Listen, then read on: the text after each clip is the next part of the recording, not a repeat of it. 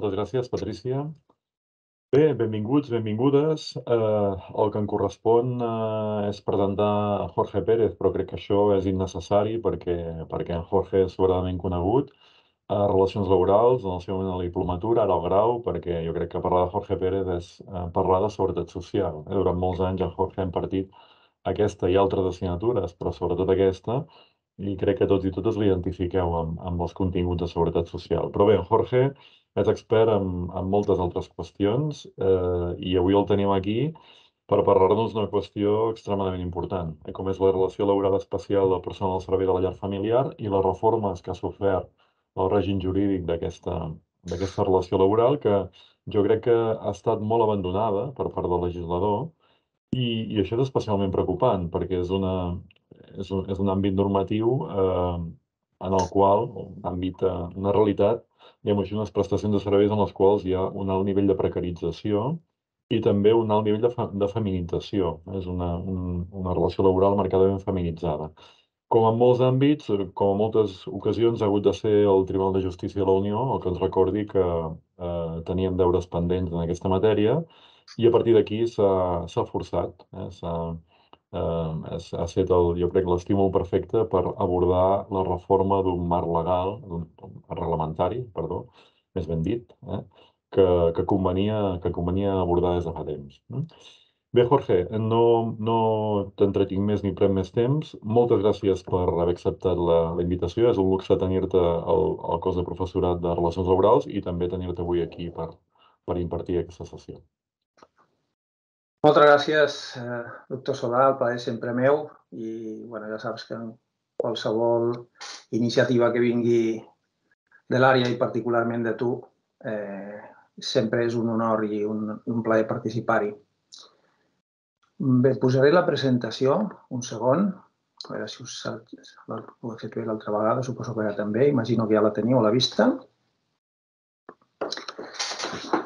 Bien, pues comienzo mi exposición y comienzo haciéndolo tomando el testigo de lo que acaba de decir el moderador, y es cómo hemos necesitado un impulso externo para abordar algunas cuestiones que teníamos olvidadas en el tiempo y que son consecuencia probablemente de dos razones. Una la ha apuntado el propio doctor Solà, y es que desgraciadamente todavía encontramos diferencias notables en cuanto a los impulsos legislativos en aquellos colectivos en los que la presencia de las mujeres trabajadoras es masiva. Esto no es casual, evidentemente. De hecho, no hay nada casual en este tipo de cuestiones.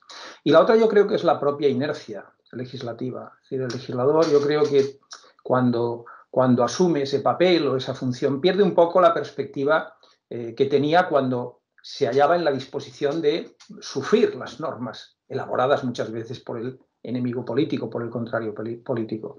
Lo digo porque hay muchísimas sesiones parlamentarias en las que se ha puesto de manifiesto la marcada discriminación que ha sufrido este colectivo durante mucho tiempo, y luego, curiosamente, quienes hacían este tipo de reprimenda a quien legislaba no supieron reaccionar debidamente cuando tuvieron la ocasión de hacerlo. Bueno, sea como fuere, lo cierto es que aquí estamos, que la Xarxa Alumni de la Universidad Autónoma de Barcelona ha creído importante hablar de este tema. Me gusta que sea así, porque llevo muchos años predicando en el aula, como alguna y alguno de los que estáis aquí presentes sabéis, la necesidad de que todas las políticas legislativas sean compasivas con el principio de igualdad, con la igualdad de oportunidades, con la igualdad de trato, que es un valor, que es un principio, que es algo que nos debe diferenciar. De hecho, es algo que diferencia un sistema de seguridad social de primer nivel del resto. Y aquí teníamos claramente un déficit. Déficit que hemos corregido, yo creo que suficientemente, todavía hay camino por recorrer, como es evidente, y es cierto también que esta relación laboral de carácter especial pues presenta unas características, unas peculiaridades que hacen que algunos aspectos tengan que tener un tratamiento específico y algunos no suficientemente potente como para corregir algunos de los problemas endémicos que presenta este sector. Bueno, yo vengo a hablaros del cambio que representa el Real Decreto Ley 16/2022 en la regulación de la relación laboral de carácter especial del personal al servicio del hogar familiar. Esta es una de las muchas normas que han salido en los últimos 12 meses de gran calado, de mucha enjundia. Por señalar algunas, pensad que un poquito antes de este Real Decreto Ley hubo otro, hablo de seguridad social. El Real Decreto Ley 13 del año 2022, que modificó el sistema de cotización de las trabajadoras y los trabajadores autónomos. Recientemente el Real Decreto Ley 1/2023 ha modificado las bonificaciones en las cuotas de la seguridad social como incentivos a la contratación laboral, y la semana pasada aparecía en el Boletín Oficial del Estado el Real Decreto Ley 3, el Real Decreto Ley 2 de 2023, que modifica nuestra normativa en materia de pensiones, y no solamente en materia de pensiones, en muchas otras cosas, en capacidad temporal, en cuidado de menores, en el fondo de reserva, que se regula en la cotización de los becarios y las becarias. Bueno, el legislador está muy activo y yo creo que según se ha ido acercando el final de la legislatura, pues estos deberes que iban quedando pendientes van saliendo, unos con más fortuna y otros con menos, pero yo diría que esta norma hay que aplaudirla fuera cual fuera su contenido, digo con sinceridad. Con una situación que es dramática, como era la de estas personas en cuanto a la discriminación que sufrían en su protección social, yo creo que es muy difícil equivocarse, porque cualquier corrección va a ser una corrección en positivo. Tiempo tendremos para hacer una valoración de conjunto una vez hayamos repasado también de manera colectiva el contenido del Real Decreto Ley, pero debo decir que yo creo que la reforma está bien estructurada en términos generales. Es una norma desde el punto de vista sistemático y técnico bastante acertada, algo que no podría decir seguramente de las otras que he citado con carácter general, y creo que resuelve el problema mayor, que era el déficit de protección social, y aprovecha para introducir algunos elementos, ahora se dice de modernidad, yo digo de coherencia, en la regulación de esta relación laboral de carácter especial.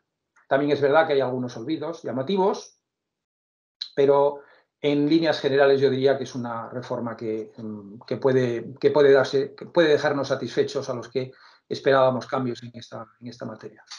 Bueno, por centrarnos y en el entorno académico en el que nos encontramos, hay que hacer una previa. Y la previa es de qué vamos a hablar. Vamos a hablar de una relación laboral de carácter especial. Como bien sabéis, el artículo 2 del Estatuto de los Trabajadores contiene una lista, que es una lista abierta, de relaciones laborales de carácter especial, entre las que está, en segundo término, como veis ahí, la del servicio del hogar familiar. Esta relación siempre ha tenido esta calificación, es decir, siempre se ha calificado como laboral y siempre se ha calificado como especial.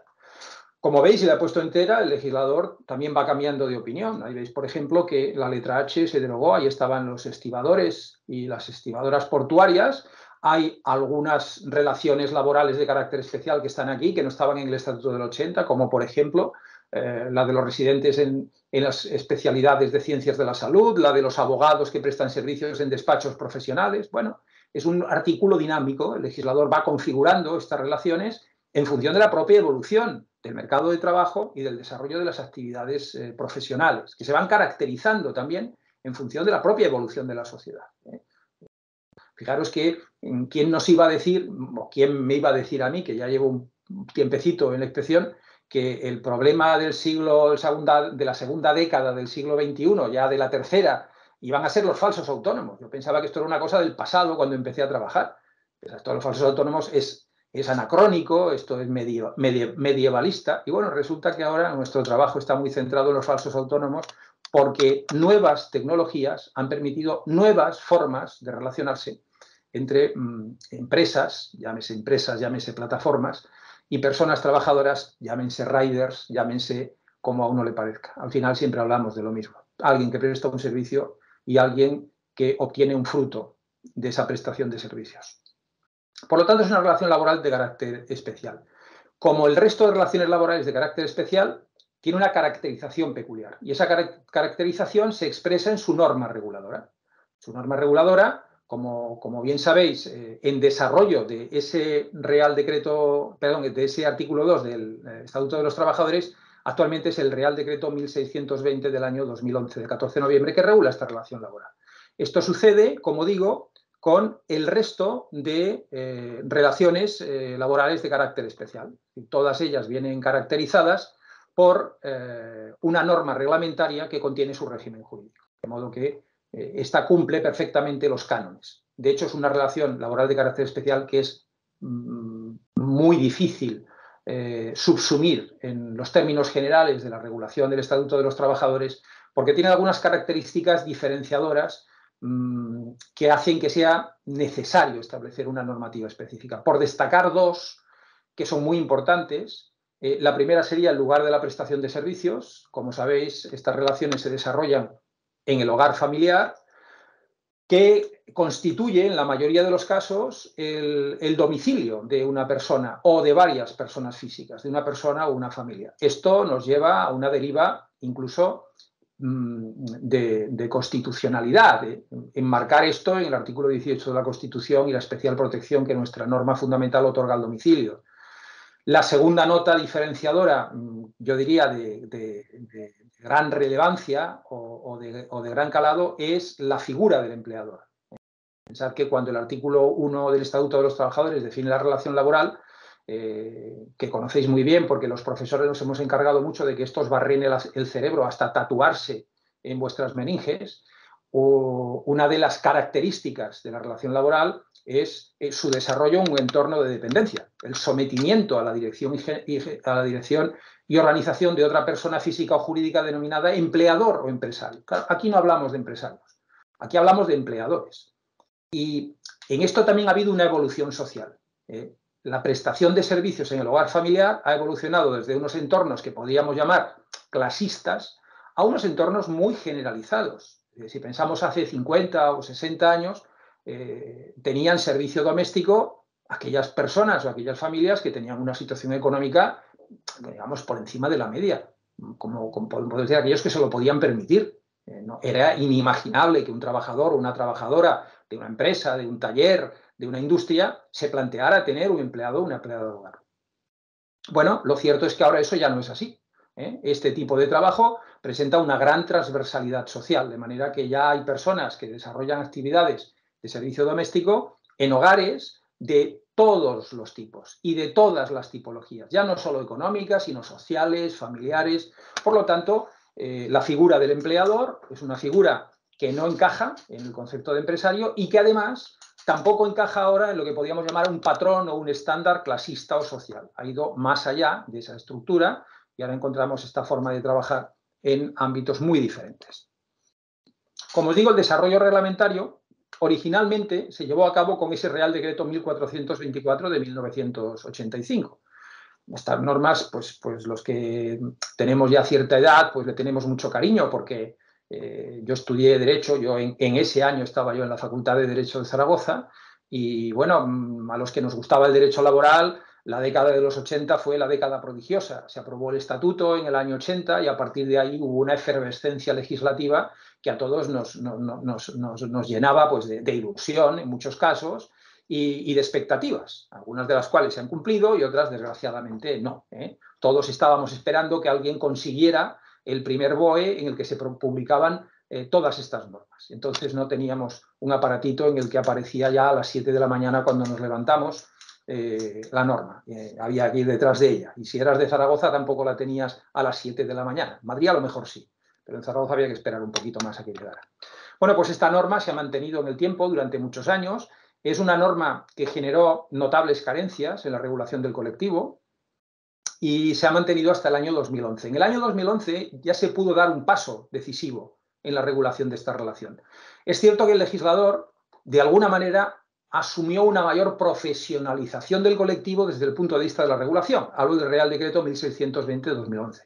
Introdujo algunos elementos característicos de una relación laboral de carácter profesional, pero siguió manteniendo otros que diferenciaban claramente esta prestación de servicios de las demás y que la diferenciaban además, digamos que en detrimento de algunos derechos que yo considero básicos de estas personas.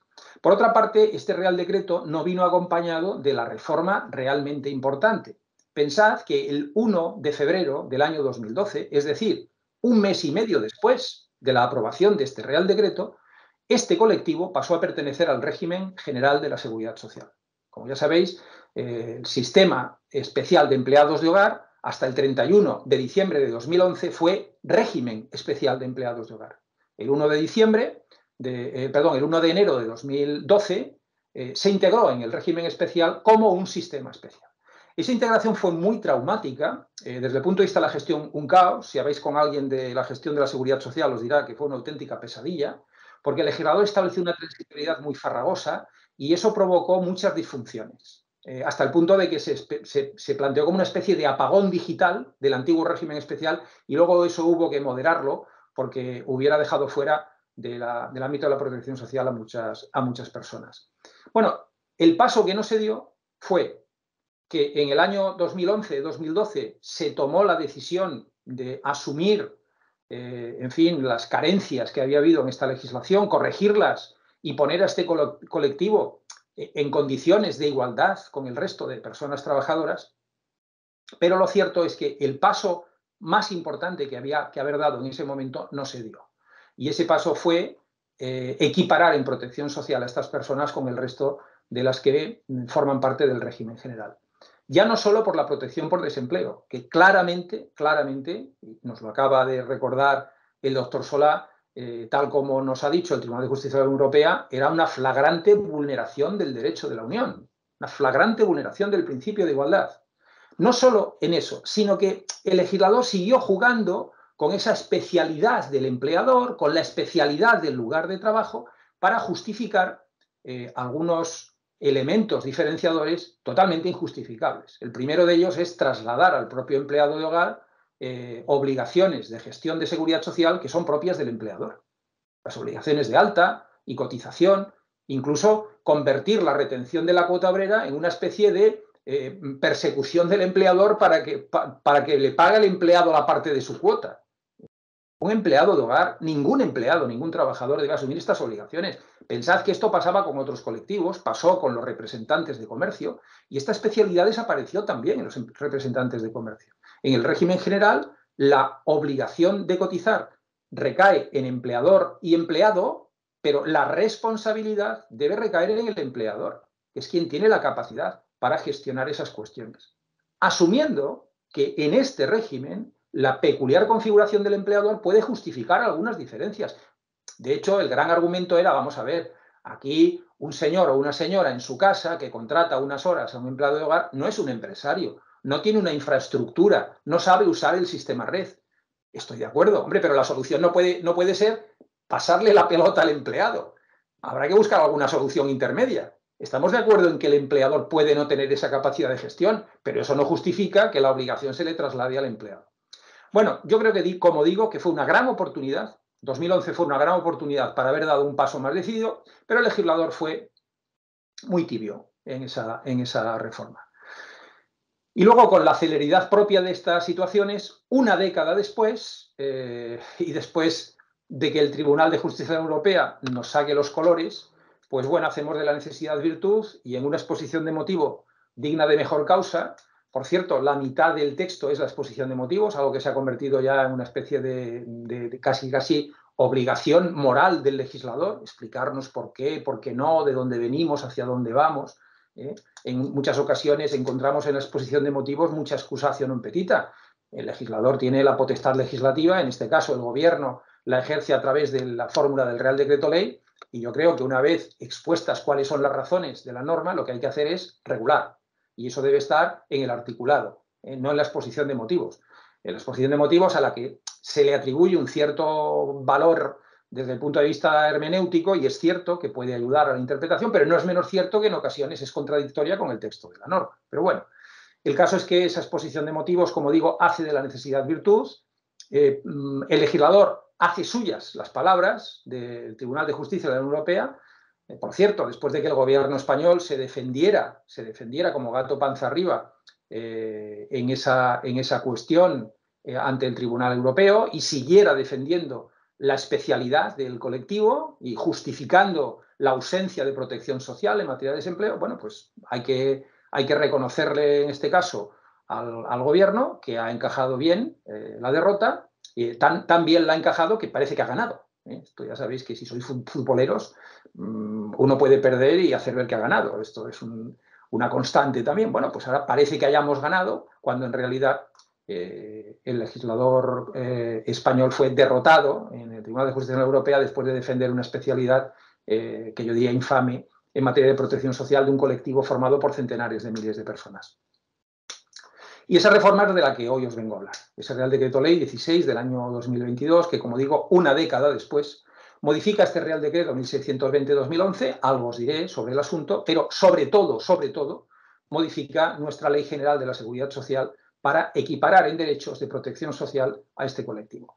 Sigue habiendo algunas diferencias, os hablaré de ellas, pero en líneas generales podríamos decir que hemos salido del pozo de la discriminación y estamos en el camino hacia la igualdad. Eso de salir de la oscuridad a la luz ya sabéis que deslumbra. Entonces, normalmente el legislador nos lleva por caminos de penumbra para que nuestros ojos se vayan acostumbrando a la luz. Quiero pensar que este es el primero de los pasos que damos en la línea de que una persona que desarrolla una actividad profesional no tenga diferencias notables o esenciales en sus condiciones de trabajo y en su protección social, amparadas en la especial peculiaridad que representa el empleador y el lugar de trabajo. Como decía, en seguridad social, el artículo 136.2, que regula el campo de aplicación del régimen general de la seguridad social, incluye expresamente a las empleadas y a los empleados de hogar. Esto sucede, como os comenté, desde el día 1 de enero del año 2012, momento en el que se integra en el régimen general este régimen especial, junto con, este antiguo régimen especial, junto con, por cierto, las personas trabajadoras por cuenta ajena en el régimen especial agrario. El régimen especial agrario ya se dinamitó en el año 2008, año en el que pasaron las personas que trabajaban por cuenta propia en actividades agrícolas, forestales y pecuarias al régimen especial de trabajadores autónomos y, como digo, 4 años después, en el año 2012, el resto pasaron al régimen general. Bueno, pues desaparecieron 2 regímenes especiales, uno de ellos estos. Aún así, se siguen manteniendo algunas especificidades. Y os cito 4 de las más relevantes. Hay algunas cuestiones de gestión que están en los reales decretos, en el 84-96, el de inscripción y afiliación, en el 2064-95 de cotización, pero quiero que os quedéis con que todavía el legislador sigue apuntando a algunas diferencias notables. La primera de ellas es que no se aplica la cotización adicional en los contratos de duración determinada del artículo 151.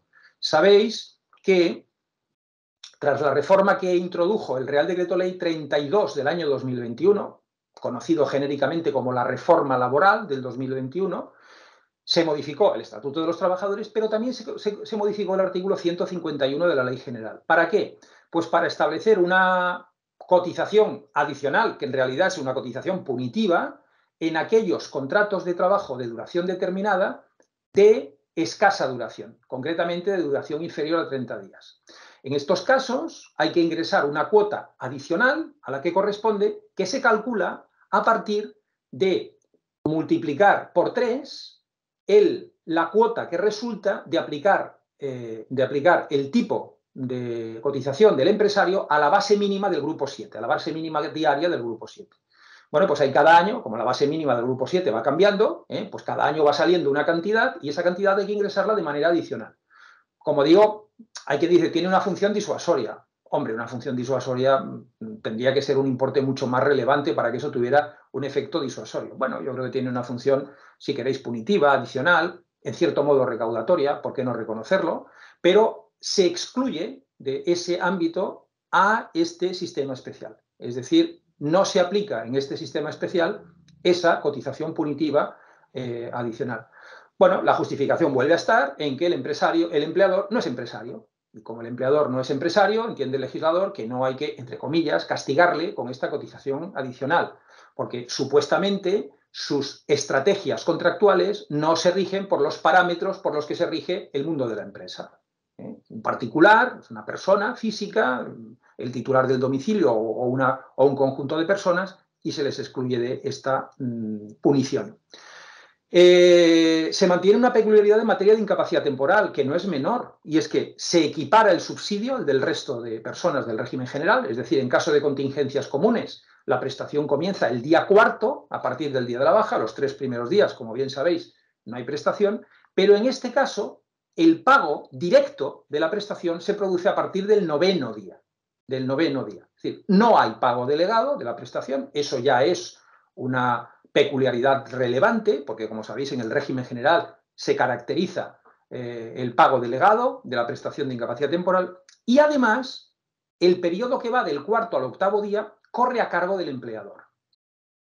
De modo que el empleador no pagará los 3 primeros días, pagará los días cuarto a octavo y se desentenderá del pago a partir del día noveno, asumiendo esa obligación la entidad gestora de la Seguridad Social, que en este caso será el Instituto Nacional de la Seguridad Social.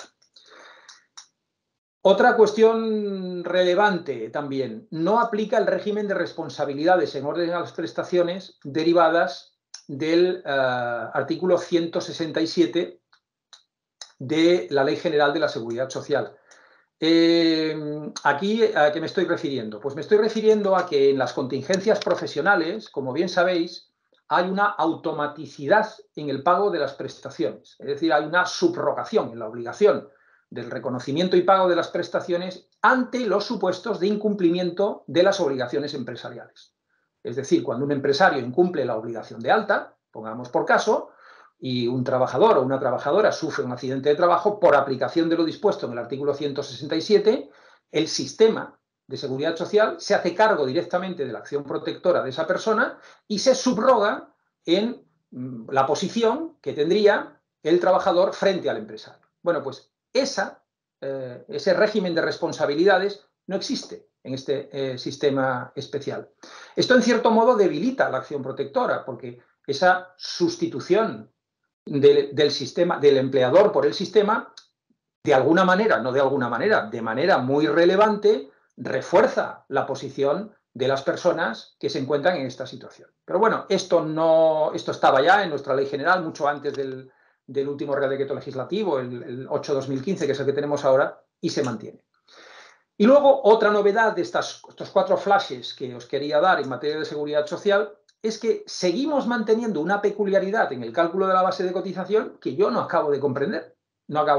Y es que en lugar de aplicar directamente el artículo 147 y que cada empleado y cada empleada de hogar cotice por la remuneración total que obtiene de su empleador, en los términos del artículo 147.1 y con los conceptos excluidos en el segundo párrafo de ese mismo artículo, el legislador se inventó en su día este sistema de tramos, de los 8 tramos, y cada empleado y cada empleada de hogar cotiza por una base establecida en cada orden de cotización. Esta que os he puesto es la de la orden de cotización de este año que tenéis en el Boletín Oficial del Estado del día 31 de enero de este mismo año 2023.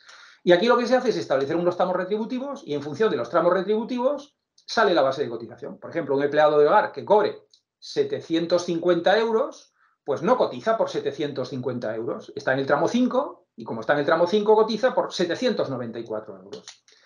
El argumento fue que de este modo las bases no había que calcularlas cada mes. Pero bueno, vuelvo a decirlo, el empleador, a veces tenemos la figura del empleador, yo acabo pensando cuando el legislador lo trata de esta manera, como un pollito, que no sabe hacer las cosas, no se imagina que el empleador es una persona, pues eso, inculta, desleída, medieval, o más peor que medieval, y no sabe ni usar un ábaco. Tampoco cuesta tanto sumar los conceptos de una nómina y aplicar los tipos de cotización a una base, la que salga. Es verdad que todas las que saca el legislador ahí no tienen decimales, son números redondos, pero insisto. Bueno, de hecho, ya os anuncio que este sistema va a desaparecer. Este sistema va a desaparecer, ya está establecida la transitoriedad y las empleadas y los empleados de hogar cotizarán por la remuneración efectiva que perciben, por todos los conceptos. Por lo tanto, en este sentido se equipararán al resto de personas del régimen general. El origen de la reforma, como comentaba el doctor Solá,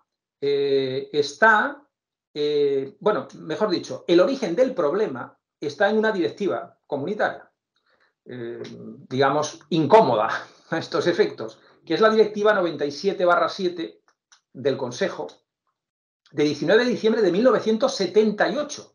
Fijaros que esa directiva tiene la misma antigüedad que nuestra Constitución. No es una directiva de antes de ayer, es decir, no es que haya sacado algo Europa, como he leído, por cierto, en algún medio. Los medios son muy entretenidos.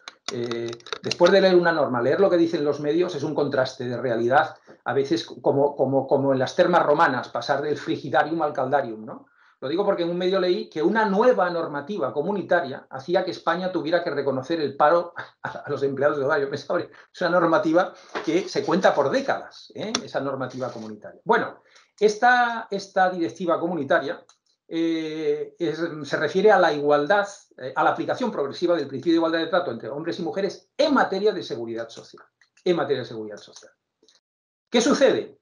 Pues sucede que, planteada la cuestión en sede europea, el Tribunal de Justicia de la Unión Europea, como os he puesto aquí, en esta sentencia de 20 de febrero de 2022, una sentencia que tiene poco más de un año, pues en esta sentencia dice que debe interpretarse en el sentido de que se opone a una disposición nacional que excluye las prestaciones por desempleo de las prestaciones de la seguridad social concedidas a los empleados de hogar por un régimen legal de seguridad social. Y añade, en la medida en que dicha disposición sitúe a las trabajadoras en desventaja particular con respecto a los trabajadores y no está justificada por factores objetivos y ajenos a cualquier discriminación por razón de sexo. Dicho de otro modo, aquí hay un hecho incontestable, y es que la inmensa mayoría de estas personas trabajadoras son mujeres. Y eso hay que ligarlo con el hecho también incontestable de que hasta octubre del año pasado esas personas no tenían protección por desempleo, a diferencia del resto de personas trabajadoras incluidas en el régimen general. Luego, no existiendo una razón, como dice la sentencia, objetiva y ajena al hecho diferencial de tratarse de un colectivo masivamente feminizado, no encaja en una directiva comunitaria que, como su propio título anuncia, busca la aplicación progresiva del principio de igualdad de trato entre mujeres y hombres. Por lo tanto, esa es la clave de la resolución. Sinceramente, yo esta sentencia es una sentencia cantada. Aquí lo que extraña es que esto haya tardado tantísimo en llegar. Y eso demuestra, en el fondo, el enorme desamparo que ha sufrido este colectivo históricamente. Pensad que es un colectivo muy caracterizado, como decíamos, por la presencia masiva de mujeres. Un colectivo en el que una buena parte de estas personas trabajadoras tiene una baja cualificación, ha accedido a una formación para el empleo muy deficiente o nula en muchos casos. Unida a esto, la presencia también muy significativa de personas ciudadanas de otros estados, con el problema añadido pues, de la integración en nuestra normativa, en nuestra sociedad, en el desarrollo de las relaciones de trabajo en nuestro mercado laboral. Bueno, todo esto ha generado una enorme dispersión, una falta de acción conjunta y, en definitiva, por la estabilización de una situación claramente alejada de los principios y los valores constitucionales. En nuestro caso, muy señaladamente del artículo 14 de la Constitución en cuanto al principio de igualdad formal y del 9.2 en cuanto al material. Esa directiva 97, 19 de diciembre del 78, es muy clara. Cuando habla de esa proyección del principio de igualdad, dice que el principio de igualdad de trato en materia de seguridad social dice que debe aplicarlo en los regímenes legales que garanticen la protección social contra los riesgos de enfermedad, invalidez, vejez, accidente de trabajo, enfermedad profesional y paro. Es que ni siquiera ha habido que recurrir a la analogía o a una interpretación extensiva de la norma. En el año 78, la normativa comunitaria ya decía que tenemos que proyectar el principio de igualdad sobre la protección social en materia de desempleo.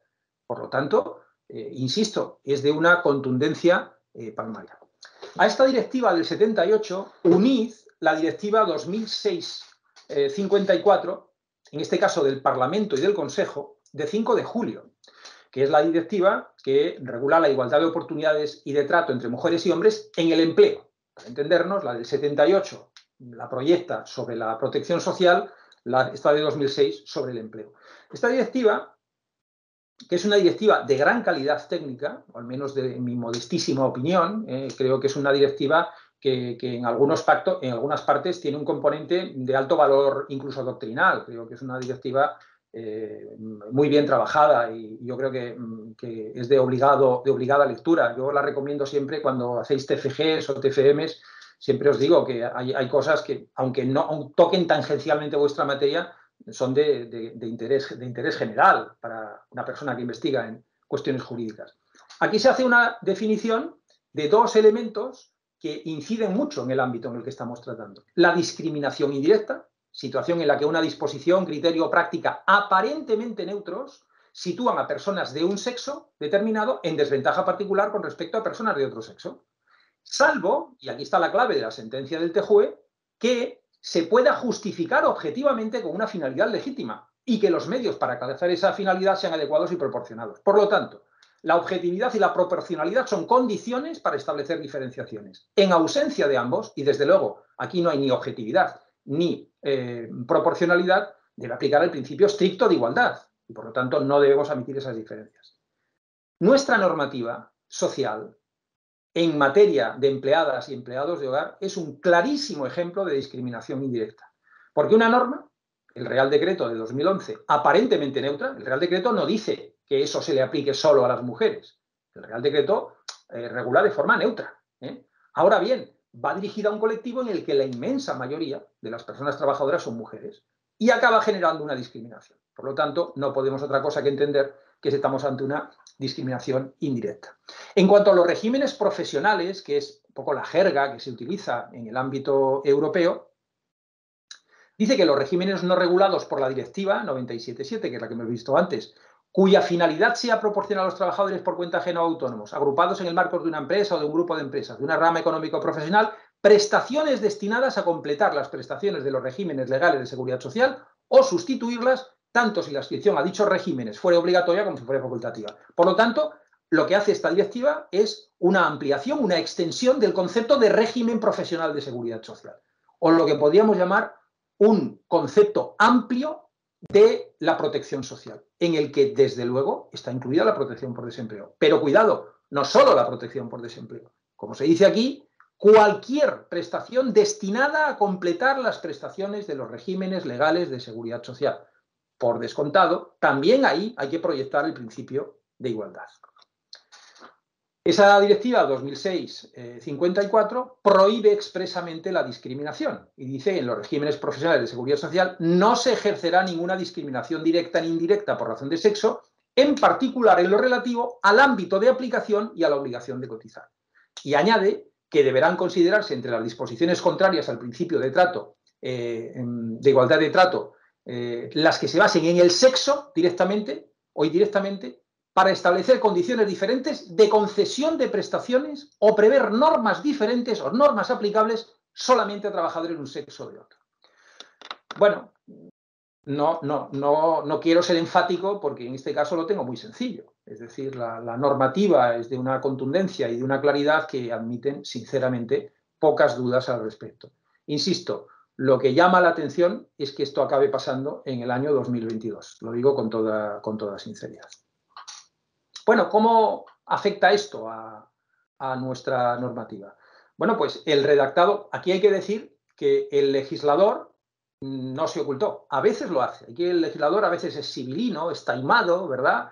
Dice las cosas pero las esconde, cuesta saber lo que dice. Esta última norma, a la que le he echado un vistazo transversal, tiene algunos, si alguna vez tenemos ocasión de hablar de ella, hay algunos elementos en los que el legislador, bueno, dice pero no dice, apunta, te haces una idea de por dónde va. Hablo, por ejemplo, de la regulación de los becarios y las becarias. Bueno, el legislador ahí, yo creo que sabe lo que quiere decir, pero no lo acaba de decir. Aquí el legislador no se oculta.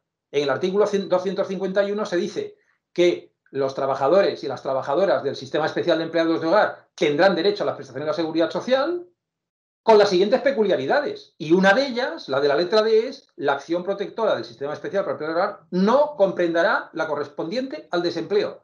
Desde luego, no puede ser ni más claro ni más castellano. El legislador no ha recurrido a vericuetos para que al final resulte que no tiene protección. No. Consciente y expresamente excluye la protección por desempleo. Es precisamente este apartado D el que deroga el Real Decreto Ley 16 del año 2022. Por lo tanto, no ha habido que hacer una gran elaboración normativa. Ha bastado con derogar un apartado de un artículo que expresamente limitaba la protección de estas personas, excluyendo la protección por desempleo. A juicio de la sentencia, ¿cuál es la consecuencia de esta situación? Volvemos a la sentencia de febrero del 22. Pues la exclusión de la prestación por desempleo, dice la sentencia, y de la obligación de cotizar por dicha contingencia implica además la imposibilidad de que las personas trabajadoras al servicio del hogar familiar accedan a otras prestaciones de la seguridad social a las que podrían tener derecho y cuya concesión se supedita a la extinción del derecho a las prestaciones por desempleo. Aquí está hablando el legislador de la protección subsiguiente a la protección por desempleo. Por ejemplo, el subsidio por desempleo. No solo están privadas de la prestación por desempleo, también del subsidio por desempleo cuando requiere una situación de desempleo previo debidamente reconocida. Dice, de manera que esa mayor desprotección se traduce a sí mismo en una situación de mayor vulnerabilidad y desamparo. Me gusta mucho que el tribunal, más allá del reconocimiento de la vulnerabilidad del colectivo y de las situaciones de marginalidad en la que se ha movido en muchas ocasiones, expresamente hable de desamparo. Y creo que incluso es compasivo con nuestro legislador y con nuestros legisladores y nuestros gobiernos que han mantenido, sostenido y justificado ese desamparo, hasta el punto, insisto, de que en esta causa europea el gobierno español siguió sosteniendo la validez de nuestra norma. Nosotros, vuelvo a decirlo, perdimos. Es una cosa que hay que asumir. Nuestros legisladores siguieron defendiendo el tenor literal que os acabo de enseñar antes de los 151. Decían que la letra 2, la letra D era ajustada a derecho, fundamentalmente, como os digo. Por cierto, a los dos argumentos que os he dicho antes, si veis todo el proceso, antes de... Está incluso en el informe que elabora el abogado general en esta causa. Si veis los argumentos que presenta la representación del Estado español, son los dos de siempre, el lugar de la prestación de servicios, la peculiar caracterización del empleador, y utiliza un tercero que a mí me llama mucho la atención, y que decía que de incorporarse esta protección, esto supondría una mayor carga económica para los empleadores, y que eso podría generar un mayor fraude. Pues, ostras, ahora vamos a medir la cuota o la acción protectora en función de la probabilidad de que encaje mal y genere fraude. Yo creo que a eso me pareció un disparate. Los otros dos los entiendo, ya digo, creo que hay que tenerlos en cuenta, pero lo de que subir las cuotas genera fraude es un argumento, en fin, digno de mejor causa. Por lo tanto, concluye el tribunal que hay una discriminación indirecta por razón de sexo, que esa discriminación es contraria al artículo 4.1 de la directiva, que no ha habido justificación objetiva alguna por parte del Estado español y que determinadas peculiaridades de este sector profesional que ha justificado hasta la fecha la diferencia de trato no son exclusivas, se extienden a otros sectores y están cubiertos frente a la contingencia de desempleo. Aquí podríamos hablar, por ejemplo, con ese argumento pues, de las microempresas. También un pequeño empresario, un autónomo, pues no tiene una gran capacidad de gestión, no tiene a su alrededor una infraestructura administrativa y burocrática que le facilite el cumplimiento de estas obligaciones. Sin embargo, claro que un pequeño autónomo, si contrata a un trabajador o una trabajadora en su taller, en su comercio, en su oficina, tiene que darle de alta en el régimen general y tiene que cotizar a la contingencia de desempleo. Por lo tanto, esos argumentos decaen, no son acogidos y afortunadamente prospera la pretensión de incluir la protección por desempleo. Algunos datos de afiliación que facilita la Presidencia de la Seguridad Social que visten un poco lo que os estaba explicando. El 95,53% de las personas que están en alta en este sistema son mujeres. El 95,53%. Vuelvo a deciros, los razonamientos jurídicos de la sentencia es que lo tenían facilísimo. Si yo os pongo un caso práctico así en clase, pues me sacáis 10 todos y todas. O sea, el tribunal no ha tenido que hacer grandes esfuerzos. Y en segundo lugar, el 4,72% de las personas trabajadoras, mujeres del régimen general, trabajan en este sistema especial. No es un porcentaje menor. Para que os hagáis una idea, solo el 0,21% de los hombres. Las diferencias son groseras. O sea, la caracterización de este trabajo como un trabajo propio de mujeres, históricamente, es incontestable. Otra cosa es qué podemos hacer para revertir esa situación de una clara diferencia injustificada y de un marcado desamparo, como dice la sentencia. Pero no podemos negar los hechos, y los hechos, como os digo, los tenemos ahí delante. Bueno, y ahora en esta última parte de mi exposición me referiré a las modificaciones que introduce este Real Decreto Ley 16/2022. Os hablaré de las novedades y os hablaré también de las no novedades, porque ya sabéis que no legislar también es legislar. De hecho, cuando se dice, no, es que el legislador entre 2011 y 2022 no hizo nada. No es verdad. el legislador entre 2011 y 2022 no tocó el Real Decreto. Eso no es no hacer nada. Eso es, de alguna manera, validarlo, entender que está a gusto con él, para entendernos. Por lo tanto, hay modificaciones y hay no modificaciones que también tienen su relevancia. En cuanto al contexto general y el ámbito de aplicación, ya sabéis que esta relación laboral se proyecta sobre el titular de un hogar familiar, que es el empleador, y el empleado dependiente y por cuenta ajena, o sea, dependiente del empleador y por cuenta ajena, prestando servicios retribuidos en ese hogar. ¿A quién se considera empleador? Pues al titular del hogar familiar, cuando sea el caso en el que se prestan los servicios domésticos. Cuando se preste para más de una persona que no constituyan una familia, tendrá la condición de empleador uno de ellos, una de esas personas, que incluso podrá recaer en distintas de forma sucesiva. Esto también es algo cada vez más presente, ¿no? Muchas de vosotras y muchos de vosotros pues habéis estado en un piso con compañeras o compañeros durante la carrera o en vuestros primeros años de ejercicio profesional. Bueno, pues podéis contratar a una persona empleada del hogar. Bueno, el empleador seréis uno de vosotros o una de vosotras. Incluso podéis establecer que haya una cierta rotación, de forma que sucesivamente vaya adquiriendo ese papel una persona diferente. En cuanto al objeto, son las actividades que se prestan. Y aquí el legislador hace una exposición, yo creo que meramente descriptiva, porque tampoco tiene, en fin, no es uno de los problemas de la relación, el objeto. Dice las tareas domésticas, la dirección o cuidado del hogar en su conjunto, de alguna de sus partes, el cuidado o la atención de los miembros de la familia, de las personas que forman, dice, y otros trabajos que desarrollen formando parte del conjunto de tareas domésticas, y añade tales como guardería, jardinería, conducción de vehículos y otros análogos. Bueno, lo que podríamos entender como las tareas que se llevan a cabo en el entorno de un hogar familiar y que tienen que ver con la propia dirección y organización de ese hogar. Novedad importante, aunque de momento embrionaria y sin una gran proyección, que seguramente interesará mucho al doctor Solá, que entre otras muchas especialidades también tiene en su haber la de ser un experto en materia preventiva. Bueno, se modifica el artículo 4.3 de la ley 3194, en este caso para hacer una supresión. Se suprime íntegramente el apartado 4.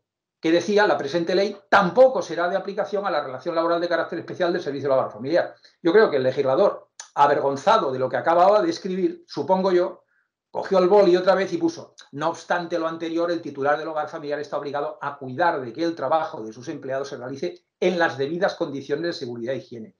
Hombre, no es un artículo del que podamos sentirnos orgullosos, en una ley que fue pionera, que cambió nuestra perspectiva y nuestro modelo de prevención y seguridad.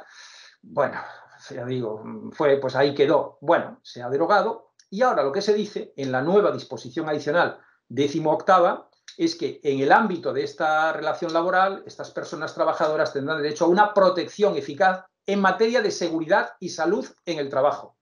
Seguridad y salud en el trabajo. Afortunadamente abandona lo de seguridad e higiene. Especialmente en el ámbito de la prevención de la violencia contra las mujeres, teniendo en cuenta las características específicas del trabajo doméstico en los términos y las garantías que se prevean reglamentariamente. Por lo tanto, ya estamos ansiosos por conocer esa regulación reglamentaria. Y espero que cuando suceda ocupe mi lugar el profesor Solá y vendré encantado que me explique todo lo que salga de ahí, porque será de gran interés con toda seguridad. En cuanto al Fondo de Garantía Salarial, también se corrige un problema, a mi juicio, histórico, y es que una vez que estas personas se integran en el régimen general, pues la cobertura debe ser la propia de las personas trabajadoras del régimen general. Bueno, el artículo 33 del Estatuto, como bien sabéis, impone al Fondo de Garantía Salarial la obligación de abonar las indemnizaciones que se reconozcan como consecuencia de sentencia, acto de conciliación judicial o resolución administrativa a favor de las personas trabajadoras en causas por despido o extinciones de contrato. Y cita ahí todos los artículos, pues el 50, la extinción por voluntad del trabajador, el 51, el colectivo, el 52, el objetivo, el 41 para la movilidad geográfica y el 41.3 para la modificación sustancial de condiciones de trabajo. Y lo que se ha hecho ahora es añadir el artículo 11.2 del Real Decreto 1620 de 2011 en la redacción que le da el Real Decreto Ley 16 de 2022. De manera que en este caso, en el caso de las extinciones por el 11.2, que veremos enseguida, el fondo abonará a las personas trabajadoras, en estos casos, la indemnización correspondiente a 12 días de salario por año de servicio con un límite máximo de 6 mensualidades. Y tomando como patrón máximo, como ya era así anteriormente, el doble del salario mínimo interprofesional. La norma lo concreta a continuación y nos dice eso, que en estos casos, en los del 11.2 del Real Decreto 1620-2011, se abonarán 12 días de salario por año de servicio con el máximo de 6 mensualidades. Ya sabéis que el máximo con carácter general es una anualidad, por lo tanto hay una incorporación, pero no una equiparación, porque hay que reconocer que el régimen extintivo de esta relación laboral de carácter especial es diferente, por lo tanto tiene sentido, a mi juicio, que el FOGASA también tenga un papel diferente, estableciendo un límite máximo, como digo, de 6 mensualidades. En cuanto a la protección por desempleo, bueno, pues nuevamente el 11.2, que es un poco la estrella, como veis, de la reforma. Al regular el título tercero de la Ley General de la Seguridad Social, la protección por desempleo, ya sabéis que uno de los requisitos es hallarse en situación legal de desempleo. Recordaréis los requisitos pues, de la chapa que yo os daba con estas cuestiones, ¿no? Requisitos de los beneficiarios y tal. Pues uno de los requisitos era hallarse en situación legal de desempleo. Pues bien, ahora se añade como situación legal de desempleo la extinción del contrato de trabajo de acuerdo con lo recogido en el 11.2 del Real Decreto 1620 en la redacción dada al mismo por el Real Decreto Ley 16-2022, el Real Decreto 1620-2011 en la redacción del Real Decreto Ley 16-2022. ¿Cuáles son esas causas del 11.2? Fijaros. Disminución de los ingresos de la unidad familiar o incremento de sus gastos por circunstancia sobrevenida. Es decir, entiende el legislador que hay causa extintiva merecedora de protección por desempleo cuando el empleador o la empleadora extinguen el contrato de trabajo de la persona empleada por una disminución de los ingresos o un incremento de sus gastos. Yo creo que el legislador aquí ha sido excesivamente parco en palabras. Supongo que se refiere a una disminución relevante. Lo digo porque aquí estoy pensando, por ejemplo, en una persona trabajadora que tenga a su vez a una empleada o a un empleado de hogar y que sufra una mínima reducción de sus ingresos o a un leve incremento de sus gastos. Lo digo porque aplicando esto, cualquier persona que tenga empleados o empleadas de hogar, solo con la subida de la luz o del gas, podría invocar un incremento de los gastos. Pero yo creo que el legislador se refiere a que estas circunstancias sean significativas en términos de proporcionalidad y que tengan cierta enjundia. En segundo lugar, modificación sustancial de las necesidades de la unidad familiar que justifiquen que se prescinda de la persona trabajadora del hogar. Aquí sí que nos abocamos claramente a una situación casuística, habrá que ver caso por caso, pero bueno, aquí quedémonos con el sustancial, una modificación que tenga que ver pues, con la configuración del hogar, con circunstancias personales o familiares de especial significación que puedan afectar al desarrollo de esa relación laboral de carácter especial. En definitiva, como digo, un ámbito muy casuístico. Y en tercer lugar, el comportamiento de la persona trabajadora que fundamente de manera razonable y proporcionada la pérdida de confianza de la persona empleadora. Debo decir que entiendo lo que quiere decir el legislador, sea a qué se refiere. Aquí no estamos ante una relación basada o caracterizada por la frialdad y la distancia. Estamos hablando de unas relaciones con un marcado componente de proximidad, unas relaciones con un componente personal y de confianza elevadísimo. Estamos hablando de personas que trabajan en nuestro domicilio, en nuestro hogar, con nosotros y con nuestros seres queridos. Por lo tanto, es lógico que así sea. Si os soy sincero, no sé qué otra palabra hubiera utilizado, pero comportamiento no me gusta, porque tiene unas connotaciones, en fin, que no me gustan. No creo que el comportamiento pueda ser una causa. Lo digo porque entraríamos aquí en disquisiciones casi filológicas sobre qué proyectamos el comportamiento. Yo creo que aquí, fundamentalmente, de lo que hay que tratar es de determinados actos o determinadas acciones de estas personas trabajadoras que cuestionen de manera razonable la pérdida de confianza. Pero, insisto, tendrán que ser actos, acciones concretas. No, lo del comportamiento lo veo excesivamente ambiguo y no especialmente bien orientado. Las prestaciones por desempleo serán exactamente las mismas que las del resto de personas trabajadoras del régimen general de la Seguridad Social. De manera que el importe de la prestación por desempleo se calculará sobre la base reguladora, que será el promedio de los 180 últimos días cotizados anteriores al cese. En este sentido, estos días pueden estar cotizados en este sistema especial o en cualquier otro trabajo incluido en el régimen general. Es decir, no son compartimentos estancos. De otra manera, que hay un cómputo recíproco de cotizaciones clarísimo. No hace falta ni decirlo porque estamos dentro del mismo régimen, por lo tanto dentro del mismo ámbito. La cuantía de la prestación, como ya sabéis, afortunadamente, la anterior Ley de Presupuestos Generales del Estado repuso una de las infames retalladas que sufrimos como consecuencia de la penúltima crisis que tuvimos. Bueno, ya he perdido la cuenta, no tengo numerada las crisis, pero bueno, la de alrededor de 2012, un poco antes de 2012 y un poco después de 2012. Bueno, en aquel momento, como ya sabéis, como una medida de política económica, se redujo el segundo tramo, que es el más largo en tiempo, de la prestación por desempleo, puesto que abarca del día 181 al final. Recordad que la prestación por desempleo puede tener una duración máxima de 720 días, es decir, de 2 años.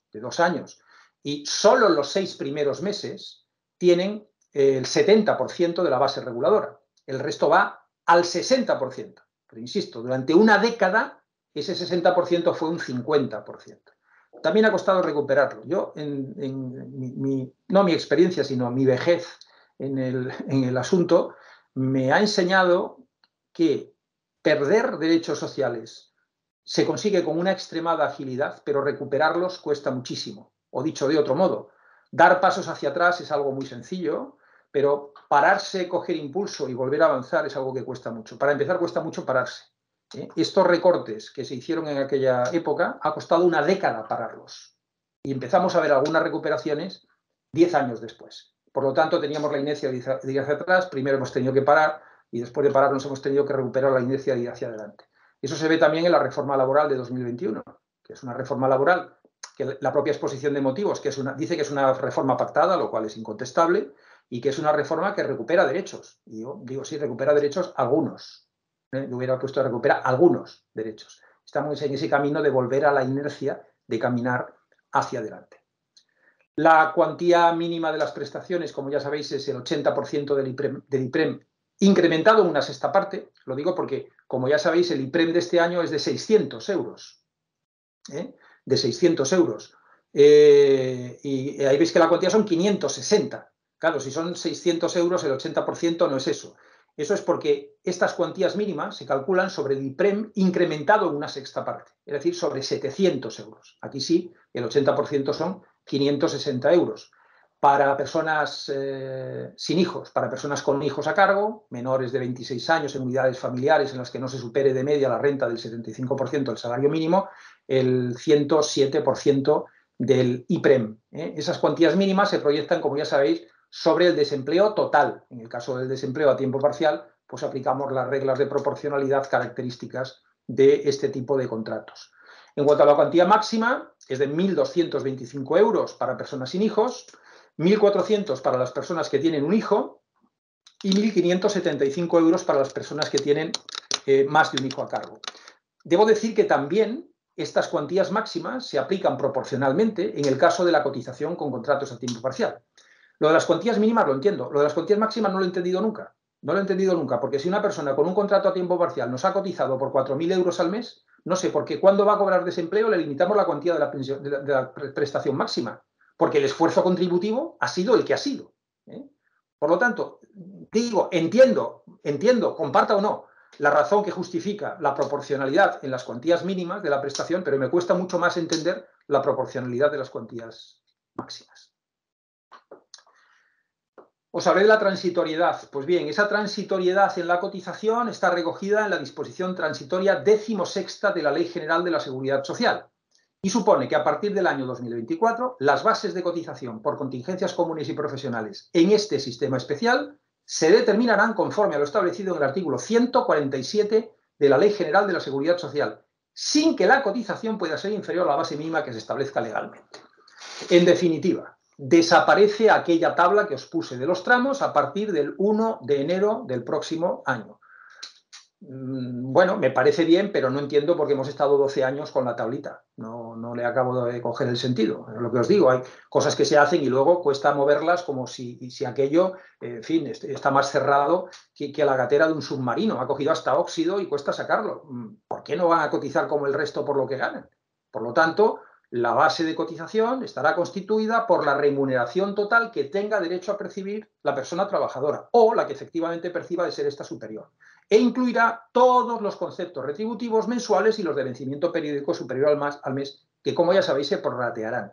Y únicamente excluiremos de esa base de cotización los conceptos que aparecen, y es una lista tasada y cerrada, como dice nuestra jurisprudencia, en el apartado 2 de ese artículo 147, a saber, los gastos de locomoción y las cantidades abonadas en concepto de manutención y o alojamiento con los límites y en las condiciones que marca la normativa fiscal, concretamente el artículo 9 del Reglamento del Impuesto sobre la Renta de las Personas Físicas, las prestaciones de la Seguridad Social y las mejoras de la prestación de IT, los gastos de estudio que estén relacionados con la actividad que desarrolla la persona trabajadora, las indemnizaciones por fallecimientos, traslados, suspensiones, despidos o ceses en los términos que fije la norma o el convenio colectivo, según los casos, y finalmente las horas extraordinarias por lo que hace referencia a la cotización de las contingencias comunes. Por lo tanto, a partir del 1 de 2024, también en esto serán iguales. Los tipos de cotización en este régimen este año son los ordinarios. La Ley 31/2022, que es la de Presupuestos Generales del Estado para este año 2023, establece un tipo para las contingencias comunes del 28,3%. Ya sabéis que se distribuye entre empleador y empleado. El empleador asume el 23,6% y el empleado el restante 4,7%.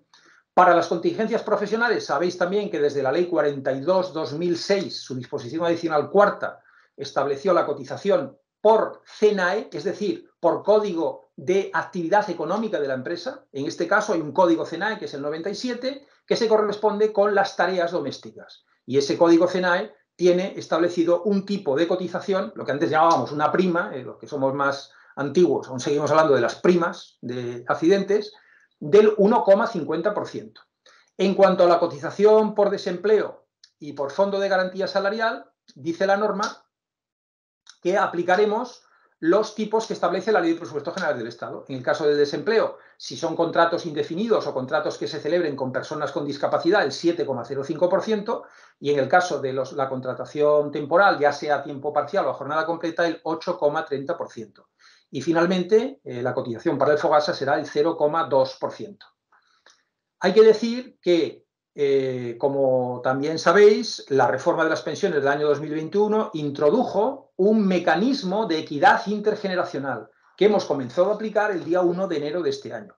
Ese mecanismo de equidad intergeneracional supone la aplicación de un tipo del 0,6% a la base de contingencias comunes, que no genera derecho alguno en términos contributivos. Es decir, esto no añade acción protectora. Es sencillamente un mecanismo que pretende equilibrar los ingresos y los gastos del sistema para garantizar su futura sostenibilidad, como por cierto también pretende este nuevo Real Decreto Ley 2002-2023 que se publicó la semana pasada. Aplican a este sistema especial las bonificaciones que contiene el propio Real Decreto Ley. En este caso, una reducción general del 20% en las aportaciones empresariales a la Seguridad Social, que puede llegar al 45% en el caso de familias numerosas, y una bonificación del 80% en la aportación empresarial por desempleo y al Fondo de Garantía Salarial.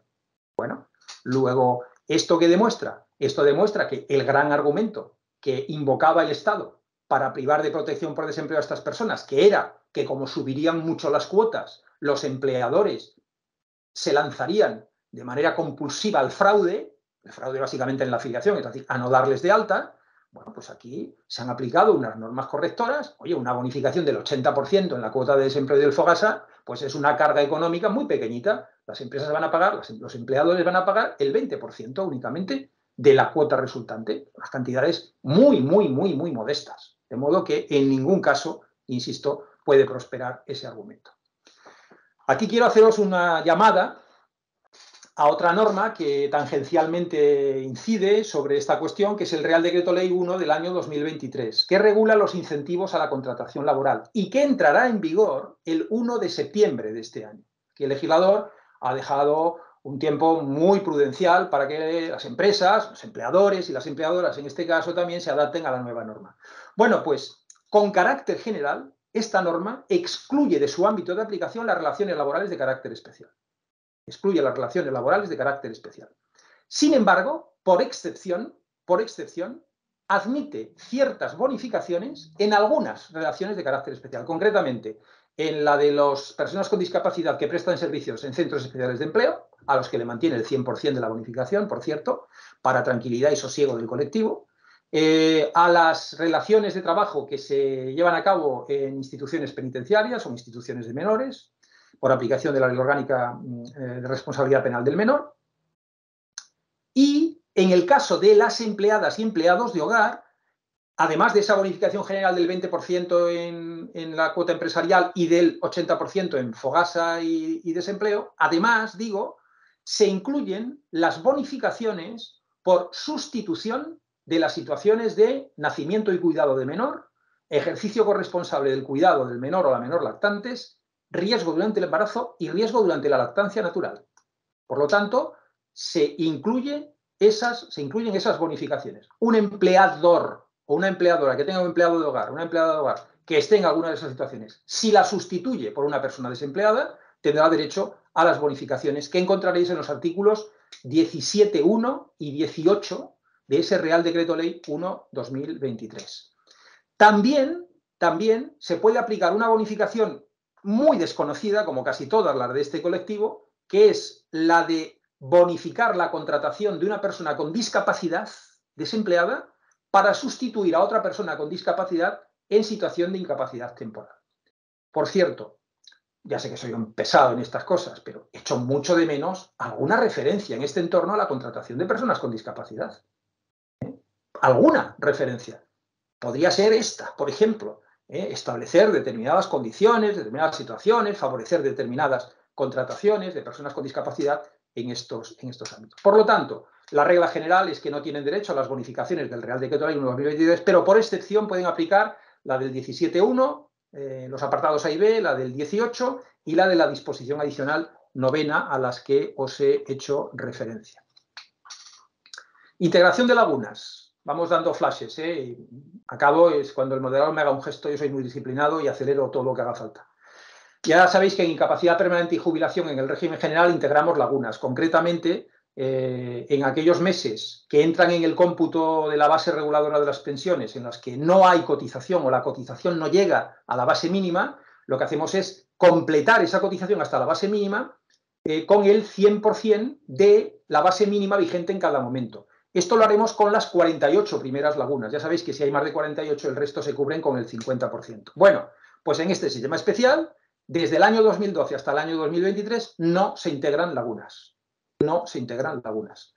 Otra diferencia, bueno, esta puede ampararse en el hecho de que la norma que va a regular esto es una norma del año 2023. Pero a mí me sigue pareciendo insuficiente. Esas lagunas penalizan mucho.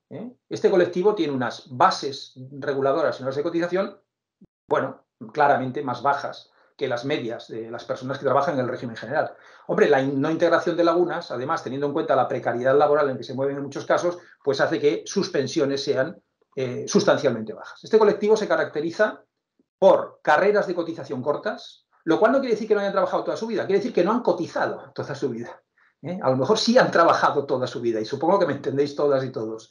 Y la otra se caracteriza por unas bases de cotización bajas. ¿Cuál es el resultado? Pensiones bajas. Pensiones bajas. Bueno, pues entendemos que a partir del año 2024 integraremos lagunas. En la forma del contrato, os he resaltado en negrita lo poco que ha corregido el legislador. Hay una revisión íntegra del estatuto en cuanto a la forma del contrato, por lo tanto se podrá pactar por escrito o de palabra, tal como dice el artículo 8, con la caracterización que encontramos ahí. Salvo pacto en contrario, se presumirá celebrado por tiempo indefinido a jornada completa. Y aquí desaparece la no aplicación de la presunción en las relaciones inferiores a 4 semanas. Es decir, sea cual sea la duración, se presumirá celebrado por tiempo indefinido y a jornada completa.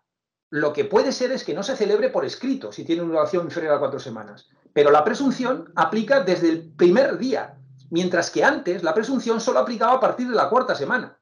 O dicho de otro modo, en actuaciones inspectoras, si encontrábamos a personas, que ya es difícil por cosas que luego os explicaré, que estaban trabajando y no se había formalizado el contrato, si estaban dentro de las 4 primeras semanas no podíamos aplicar la presunción, porque solo se podía aplicar a partir de la 4ª semana. Otro hecho diferencial de, en fin, dudoso encaje. Bueno, pues ahora la presunción opera como opera en el resto de relaciones laborales y es una presunción iuris tantum, evidentemente, salvo prueba en contrario que acredite el carácter temporal de la prestación de servicios o que la jornada és a tiempo parcial. En cuanto a la informació... Jorge, perdona, 2-3 minuts i hauríem d'anar acabant per deixar uns 10 minuts també pel col·loqui. Acabo, em comprometo, son y 41, el 45 hauré acabat. Perfecte. Así es. Os decía, desaparece también la limitación a 4 semanas en cuanto a la obligación de información. Como sabéis, toda la información, el documento estará a vuestra disposición, imagino, porque la organización os lo hará llegar. Os he puesto todos los elementos que tienen que conformar el contrato. Luego os hago una relación de los artículos inalterados. No se ha tocado la duración del contrato, ni el periodo de prueba, ni los derechos y deberes que hay íntegra revisión al estatuto. En cuanto a las retribuciones, hay una referencia a la norma del salario mínimo. Este año, 8,45 € por hora trabajada, incluyendo todos los conceptos. No hay modificación. Tampoco hay modificaciones en materia de jornada, ni de tiempo de presencia máximo. Recordad que aquí, en el caso de las personas internas, además de las 40 horas semanales, puede haber una ampliación de 20 horas de presencia compensable o retribuible. Ni el descanso entre jornadas, ni el descanso semanal, ni la forma de computar la incapacidad temporal de los internos. Por lo tanto, de los artículos 6 al 10 no ha habido modificación alguna. Y aquí el recordatorio de lo que os había dicho. La gran novedad de la reforma es elimina el desistimiento como causa extintiva, que lo había sido hasta este Real Decreto Ley, el desistimiento por parte del empleador, y lo sustituye por lo que yo denomino una extinción causal específica, basado en esos 3 parámetros. Esta extinción debe formalizarse por escrito y genera un derecho a la indemnización de 12 días de salario por año de servicio y un máximo de 6 mensualidades. Deberá haber un preaviso mínimo de 20 días si la relación laboral ha superado un año, con una licencia de 6 horas semanales para búsqueda de empleo, y en ausencia de forma o indemnización se entenderá que el empleador opta por el régimen extintivo del despido del estatuto. Por lo tanto, la forma y la puesta a disposición de la indemnización son fundamentales para que se aplique el régimen diferencial de este artículo. Y finalmente, os hablo de lo mío. Lo mío es la capacidad de control que tenemos de estas situaciones en este sistema especial. Bueno, pues debo deciros que afortunadamente tenemos una capacidad limitada. Y esa limitación viene pues por la garantía constitucional, situada nada menos que en la sección primera del capítulo segundo del título primero de la Constitución, por lo tanto, configurada como derecho fundamental, de la inviolabilidad del domicilio. Eso hace que, aunque nuestra ley ordenadora, la ley 23/2015, nos habilita a entrar libremente en cualquier momento y sin previo aviso en todo centro de trabajo, establecimiento, lugar, sujeto a inspección y a permanecer en el mismo, la excepción viene dada precisamente cuando el centro sometido a inspección coincidiese con el domicilio de una persona física, en cuyo caso debemos obtener la oportuna autorización judicial. Lógicamente esto limita nuestra capacidad de control, pero no la elimina. Es decir, no hay que caer tampoco en la fatalidad de que este colectivo está desasistido y desamparado. Cuando una persona trabajadora en un entorno doméstico entienda que están siendo vulnerados sus derechos, debe ponerlo en conocimiento de la Inspección del Trabajo. Es fundamental, sobre todo porque es fundamental incrementar el número de actuaciones inspectoras en este ámbito. Porque todos y todas debemos entender que estas personas son tan personas trabajadoras como el resto, por mucho que los empleadores no sean empresarios. Y por lo tanto hay que normalizar el control de esas condiciones de trabajo. Y es verdad que muchas veces no podemos entrar. De hecho, las autorizaciones judiciales se nos dan, afortunadamente, insisto, en rarísimas ocasiones. No olvidéis que aquí el juez lo que protege es el derecho fundamental. Nosotros vamos a invocar la eventual vulneración de un derecho que no es fundamental, que es el derecho al trabajo. O el derecho a la seguridad social, artículos 35 y 41, ambos fuera de la especial protección de los derechos fundamentales. Pero nosotros hacemos actuación inspectora, citamos al empleador o a la empleadora, citamos al empleado o empleada y hacemos las comprobaciones oportunas. Por lo tanto, insisto, es cierto que no tenemos la gran capacidad de control que tenemos con carácter general otorgada por nuestra ley ordenadora, pero no es menos cierto, insisto, que sí estamos a disposición también de estas personas para intentar reconducir aquellas situaciones en las que pueda haber vulneraciones de derechos. Bueno, pues, moltes gràcies, moderador, i resto a la disposició de totes les persones que estan participant. Moltes gràcies. Moltíssimes gràcies, Jorge, per una exposició extremadament meticulosa, detallada i argumentada, com és habitual en tu. Bé, em sembla que aturarem la gravació, veritat, Patrícia, perquè puguem tenir el torn de col·loqui, de preguntes.